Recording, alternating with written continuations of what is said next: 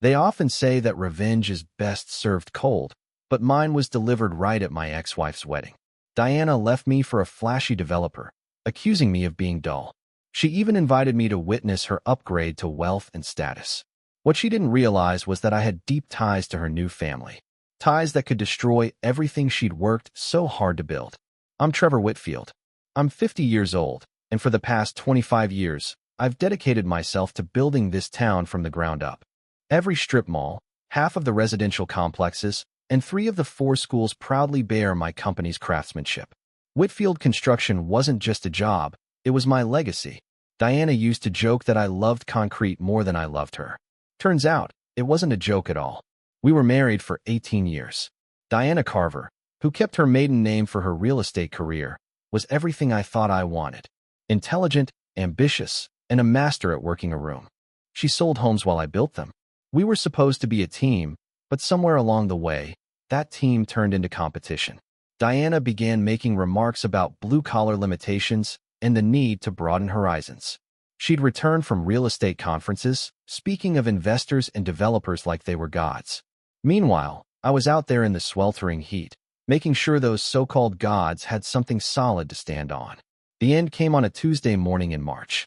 I was sitting at the kitchen table, reviewing blueprints, when Diana walked in wearing a dress I had never seen before, with the same look on her face that I recognized from when she was about to close a tough sale. "Trevor," she said, "I'm leaving. I've outgrown this." There were 3 suitcases by the door, and Preston Vale was waiting in the driveway in his sleek silver Jaguar. Preston Vale, a developer from Dallas who had been eyeing our local market for months. Apparently, he'd been eyeing my wife too. "This isn't personal," Diana continued, adjusting her designer sunglasses. "You're a good man, but I need someone who thinks bigger. Preston understands vision." I stood there, in my work boots and flannel shirt, watching as my world was reshaped without my consent. That was 3 years ago. Last week, I received an invitation. Cream-colored cardstock with gold lettering. "Diana Carver and Preston Vale request your presence at their wedding celebration." The nerve of it hit me like a sledgehammer to the chest. But here's what Diana didn't know about her boring contractor husband. I've got a memory like steel rebar, and I never forget a blueprint, especially one that's crooked. Construction teaches patience. You don't rush a foundation. You let the concrete cure, double-check your measurements, and build something that lasts. The same principle applies to revenge, though Diana never understood that about me. After she left, I didn't crumble like she probably thought I would. I didn't drink myself into oblivion or chase after younger women to prove my worth. Instead, I did what I always do when facing a complex project. I gathered information and made a plan. Preston Vale was an interesting case in architectural fraud. On the surface, his development company looked impressive: glossy brochures, a fancy downtown office, and a portfolio full of luxury projects. But when you know how to read building permits and inspection records, things look very different. I started with public records. Every construction project leaves a paper trail, and Preston's trail had more red flags than a demolition site. Code violations, delayed inspections, subcontractor disputes that disappeared after mysterious settlements. Vale was building his empire on shortcuts and cover-ups. But the real breakthrough came from an old contact of mine, Jimmy Rodriguez, who had worked as a crane operator on several Vale projects before being fired for attitude problems. Turns out, Jimmy's problem was asking too many questions about foundation depths that didn't match the approved plans. That Preston guy, Jimmy told me over beers at Murphy's Tavern, he's got his daddy's fingerprints all over his business. Vincent Vale. Now there's a piece of work. Word on the street was that Vincent had been laundering money through construction projects for 2 decades. The name Vincent Vale rang a bell, but it took me a moment to connect the dots. Then Jimmy mentioned the Riverside Casino project from 1998, and everything came flooding back. I had been a junior supervisor back then, working for Morrison & Associates. We were hired to do the structural work on what was supposed to be a legitimate entertainment complex, but there were more change orders than a government contract, offshore account payments, and inspectors more interested in their wallets than the building codes. When the FBI investigation started, I was one of 3 witnesses who testified about the irregularities.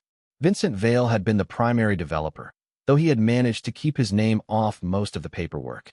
The case fell apart due to lack of evidence. But I remember how Vincent looked at me during my testimony, like he was filing my face away for later. Now his son was married to my ex-wife, and they'd invited me to witness their happiness. They thought I was just some small-town contractor who'd moved on. It was time to show them what happens when you build on a faulty foundation. But Vincent made one crucial error. He stuck to the same account and discarded all his previous schemes. Gerald Hoffman, CPA, had been signing off on Vail's financial records for decades, and Gerald had a vulnerability: gambling debts that made him susceptible to pressure. I found Hoffman at the racetrack one Thursday afternoon, looking like someone who'd bet everything on a losing horse. He was nervous, sweating, and desperate. Exactly the condition I needed him in. "Gerald," I said, sitting down beside him. "Trevor Whitfield, we need to talk." His face drained of color when he recognized me. "Look, whatever Vincent told you about me," he started, but I interrupted. "Vincent didn't tell me anything. But you're going to tell me everything about the Vail family's money laundering, or I'll make sure the IRS gets copies of every fraudulent tax return you filed in the past 20 years. Gerald folded faster than a house of cards. Within 2 hours, I had copies of offshore accounts, wire transfer records, and detailed documentation showing how Vincent Vail had been laundering money through construction projects since the 1990s. The next step was setting up surveillance. I rented a storage unit and filled it with recording equipment, cameras, audio devices, and a laptop that would stream everything to the cloud in real time. If Vincent Vail tried to silence me like he had with other witnesses, there would be evidence he couldn't make disappear. The final step was the most crucial: making sure Diana would pay for choosing greed over loyalty. I contacted Glenn Patterson, a divorce attorney who'd handled several high-profile cases involving criminal assets. Glenn specialized in making sure crime didn't pay, literally. "Trevor," Glenn said after reviewing my evidence, "if you can prove that Preston's seed money came from his father's criminal activities, Diana could lose everything in the divorce. Every asset, every investment, every piece of jewelry she's bought with Vail money could be seized by the government." Perfect. Diana had always been motivated by money. It was time to show her what happens when you build your future on a shaky foundation. Construction teaches you that pressure exposes weaknesses.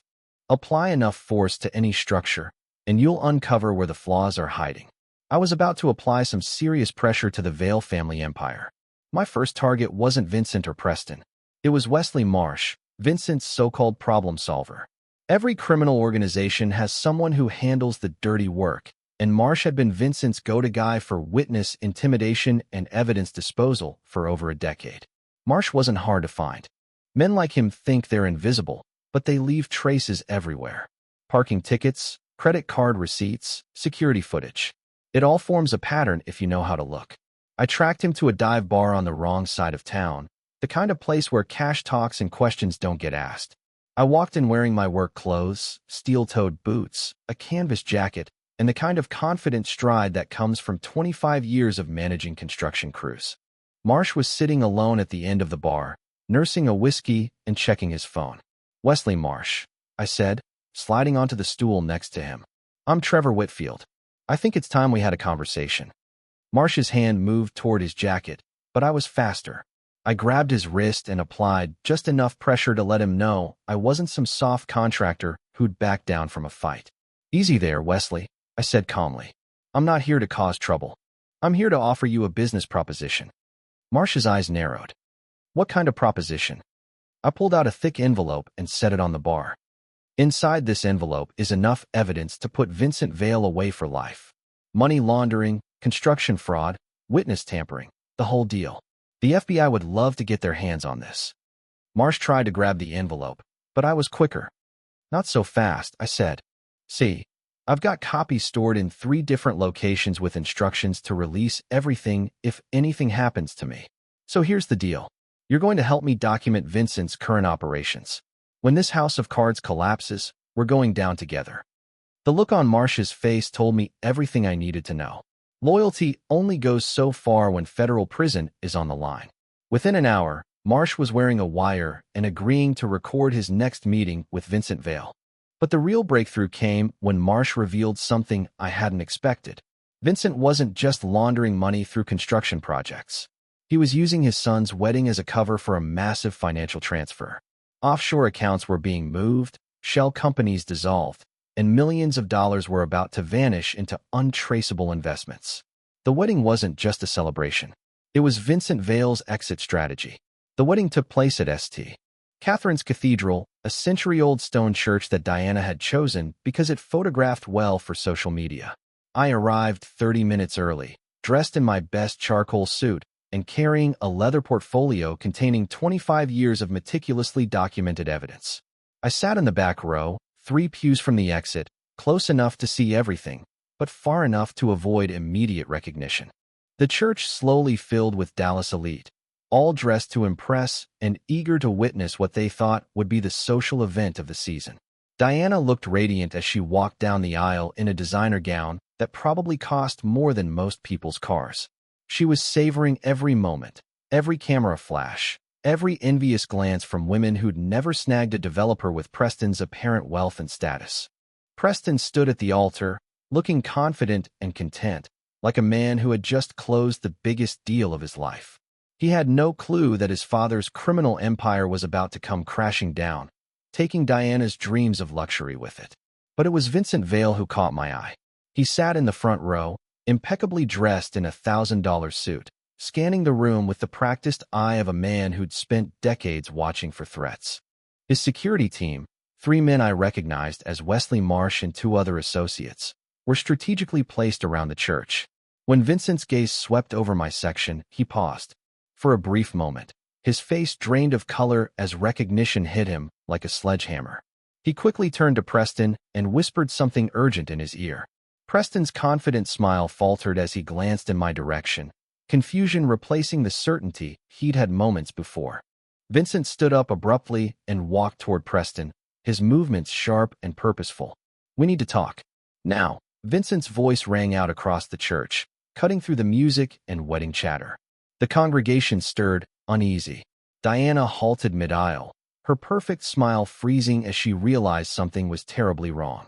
The photographer kept clicking, capturing what he assumed were candid moments of pre-ceremony excitement. Preston looked from his father to me, then back to his father. "What's going on, Dad? Who's that man?" Vincent grabbed Preston's arm and pulled him toward a side chapel, away from the prying eyes of the guests. Diana stood alone in the aisle, her bouquet trembling in her hands as whispers spread through the pews. I remained seated, calm and patient, watching as the foundation of their perfect day began to crack and shift. In construction, once structural integrity is compromised, collapse is inevitable. The only question is how much damage it will cause before the building comes down. Wesley Marsh had positioned himself near the main exit, his hand tucked inside his jacket. Our eyes met briefly, and I gave him a slight nod. He knew what was about to happen. The side chapel, where Vincent had dragged Preston, was meant to be private, but the church's acoustics carried their heated conversation straight to me. 25 years in construction taught me to listen for stress and structures, and the Vale family was about to experience a complete collapse. "That man is Trevor Whitfield," Vincent hissed at his son. "He's the contractor who testified against me in the Riverside Casino investigation. If he's here, it means he knows everything." Preston's voice rose in panic. "Knows everything about what? Dad, what are you talking about?" "The money, you idiot. The seed capital for Vale development, the offshore accounts, the construction frauds, all of it. If Whitfield has evidence, we're finished." I slowly stood and walked toward the chapel, my footsteps echoing in the silence. Diana watched me approach, her face a mix of confusion and growing terror. The guests murmured among themselves, sensing that something had gone terribly wrong. "Vincent," I called as I reached the chapel entrance. "We need to finish that conversation we started in 1998. Vincent emerged from the chapel with Preston beside him, both men looking like they'd just seen a ghost. Vincent's calm exterior had shattered, revealing the desperate criminal underneath. "Whitfield," Vincent growled, his voice tight with barely restrained fury. "You should have stayed buried in whatever small-town hole you crawled out of."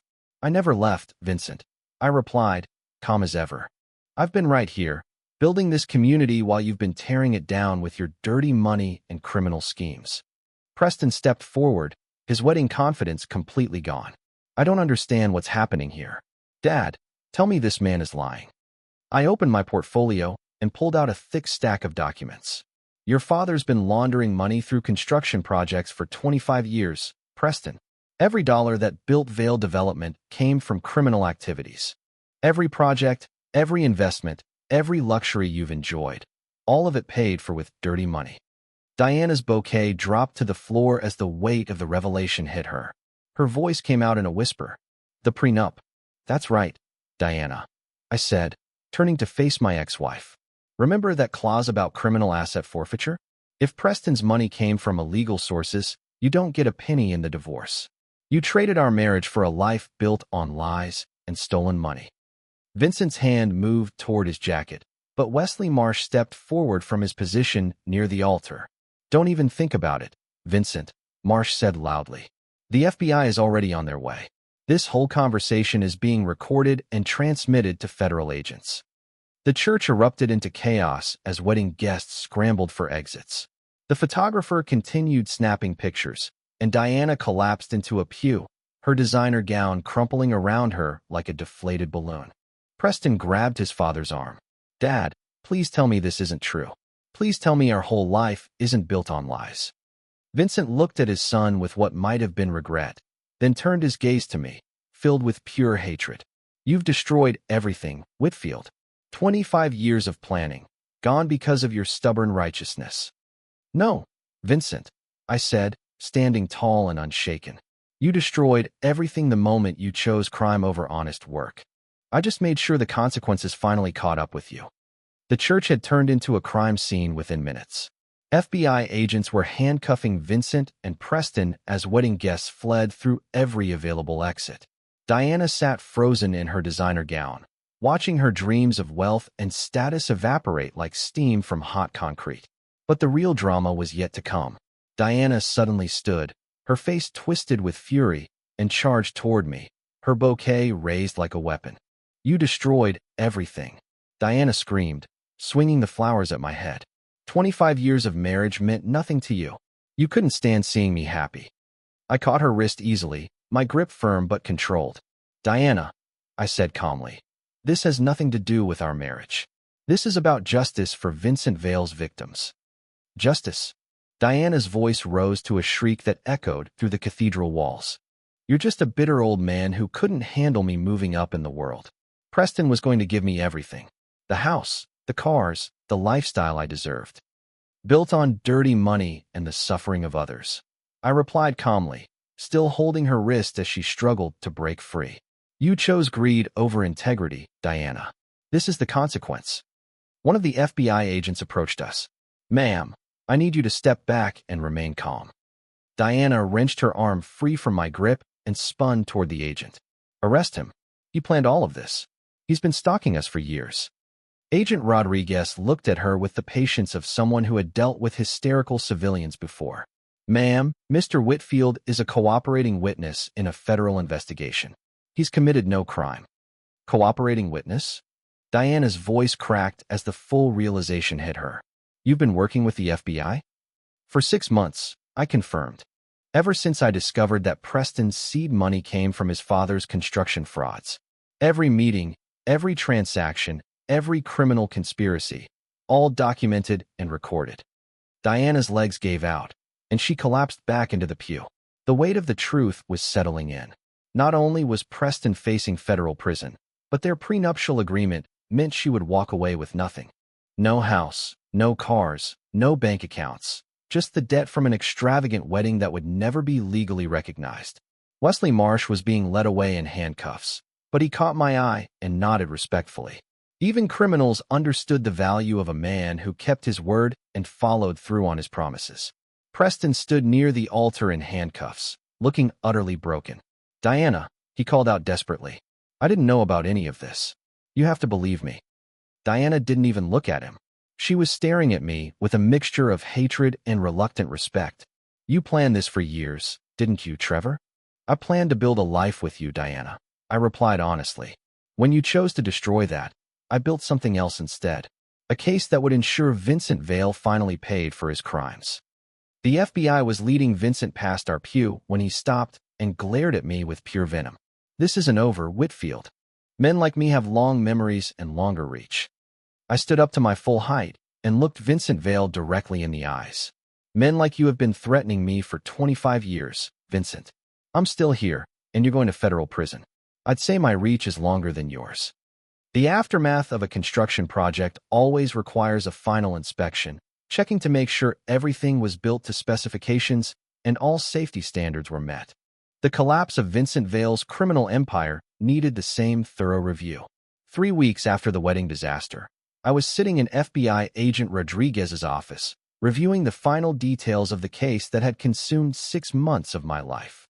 The evidence I'd gathered with Wesley Marsh's cooperation had led to a federal indictment that would put Vincent away for at least 20 years. The prosecutor wants to thank you personally, Mr. Whitfield, Agent Rodriguez said, sliding a commendation letter across his desk. Without your testimony and the evidence you gathered, Vincent Vale would have continued laundering money indefinitely. What about Preston? I asked. He seemed genuinely shocked by his father's activities. Preston's cooperating fully with the investigation.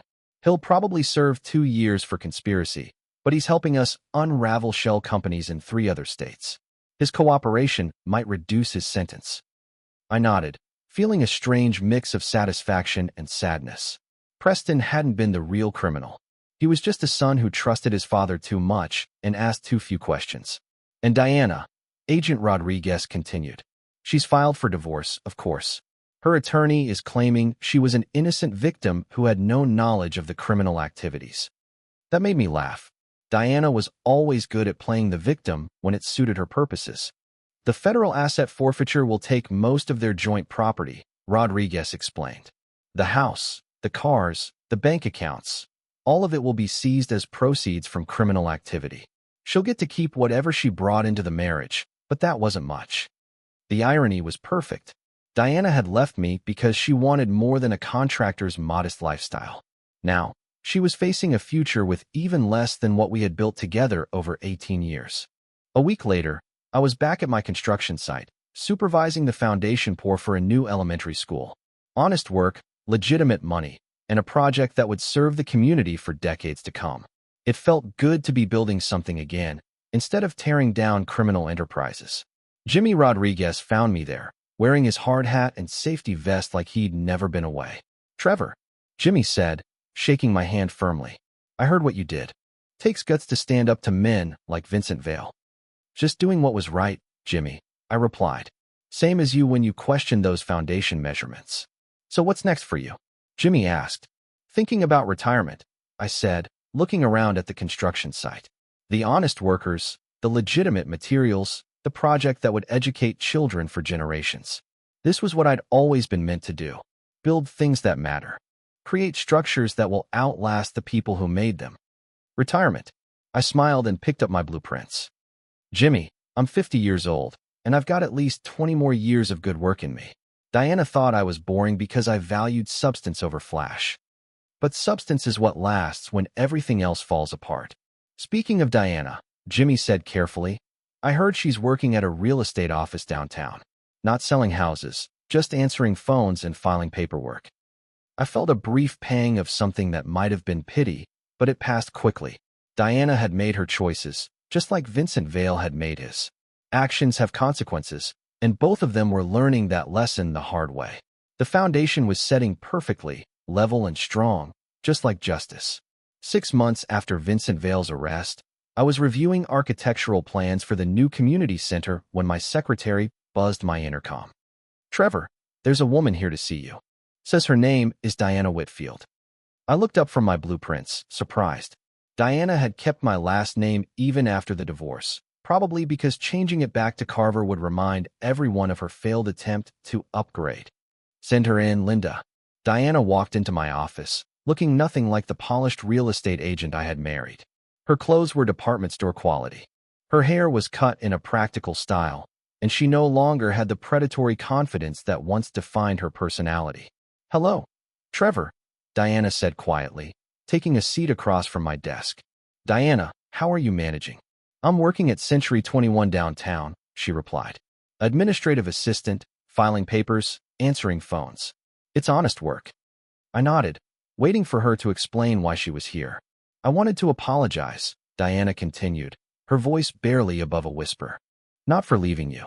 I still think we weren't right for each other. But for how I left. For the cruelty. For the public humiliation. For trying to make you feel like you weren't enough. You don't need to apologize for wanting more than what we had, Diana, I said. But I do need to apologize for not seeing what we actually had. She looked around my office at the construction awards, community service plaques, and photos of completed projects. You built something real, Trevor. Something that mattered. I was so focused on chasing what looked impressive that I missed what was actually substantial. She stood up, smoothing down her simple skirt. Preston got 18 months in minimum security prison. He'll be out next year, but his reputation is destroyed. No one in the development business will work with him. And you? I'm learning to live on my own, Diana said with a sad smile. Turns out I never really knew how to do that. I went from my father's house to our marriage to Preston's money. This is the first time I've ever had to rely on just myself. How's that working out? Diana paused at my office door. It's harder than I expected, but more honest than anything I've done in years. After she left, I went back to my blueprints. The community center would have a gymnasium, meeting rooms, and a senior citizens activity area. It would serve 3 generations of families, built with legitimate money and constructed to last decades. Some foundations are worth preserving. Others need to be demolished before you can build something better. 1 year after the wedding that never happened, I stood in the completed community center, watching kids play basketball while their grandparents played cards in the senior lounge. The building was everything I'd envisioned. Functional, durable, and designed to serve the community for generations. Jimmy Rodriguez found me there, holding a newspaper with Vincent Vale's mugshot on the front page. 22 years in federal prison, Jimmy said, showing me the headline. The judge threw the book at him, said he showed no remorse for the lives he destroyed. What about Wesley Marsh? 5 years for conspiracy, but he'll be out in 3 with good behavior. Turns out cooperating with the FBI earned him some consideration.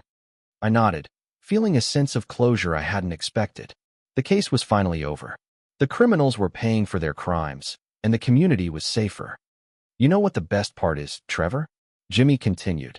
All those buildings Vincent constructed with dirty money, they're being torn down and rebuilt properly. Your company got the contract for 3 of them. That news made me smile. Honest work replacing criminal shortcuts. Legitimate construction replacing fraudulent development. It felt like justice in its purest form. Jimmy, you want to grab dinner? I'm buying. Can't tonight, Trevor. Got a date with Maria Gonzalez from the Planning Commission. She said a man who stands up to criminals is worth getting to know better. After Jimmy left, I walked through the community center one more time, checking the craftsmanship, testing the door handles, making sure everything met my standards. This building would outlast all of us. The honest contractor who built it, the criminal who tried to corrupt the industry, and the woman who'd chosen flash over substance. My phone buzzed with a text message from an unknown number. Saw the news about Vincent Vale. You were right about building something that lasts. Congratulations. D. I smiled and deleted the message. Diana had learned the difference between what looks impressive and what actually matters. But that lesson had come too late for us.